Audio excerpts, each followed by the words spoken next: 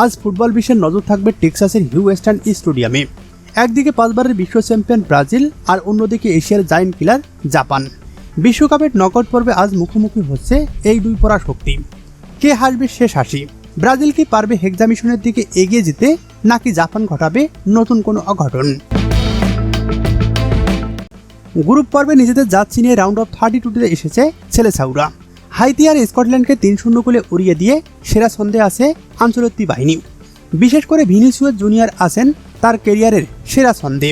Group পর্বেই করে ফেলেছেন 4টি গোল। ব্রাজিলের এই বিধ্বংসী আক্রমণ ভাগ কাঁপন ধরাতে প্রস্তুত জাপানি ডিফেন্সের। কিন্তু সাবধান, এই জাপানকে হালকাভাবে নেয়ার ভুল নিশ্চয় করবে না ব্রাজিল। তিউনিসিয়াকে 4-0 গোলে হারিয়ে ব্লু সামুরাইরা প্রমাণ করেছে তারা যে কোনো দলের রক্ষণ ভাগকে গুড়িয়ে দিতে পারে।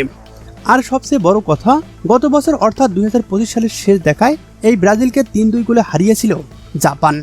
সেই জয়ের আত্মবিশ্বাসই আজ তাদের সবচেয়ে বড় অস্ত্র। মিনামিনো আর উদয়দের কাউন্টার অ্যাটাক রুখতে আজ ব্রাজিলের ডিফেন্সকে কঠিন পরীক্ষাটাই দিতে হবে।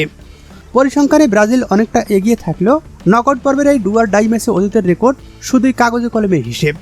আজ বাংলাদেশ সময় রাত 11টায় মাঠের লড়াইয়ে যে স্নায়ু চাপ ধরে রাখতে পারবে তারই জয় হবে। কাগজে কলমের হিসাবে ব্রাজিল ফেভারিট হলেও ফুটবল কিন্তু অনিশ্চয়তার খেলা। তো দর্শক, আপনার কি মনে হয়, আজকে সাম্বা ম্যাজিক চলবে নাকি সাম্বাবুলরাই গড়বে নতুন কোনো ইতিহাস? জানিয়ে দিন আপনার মতামত।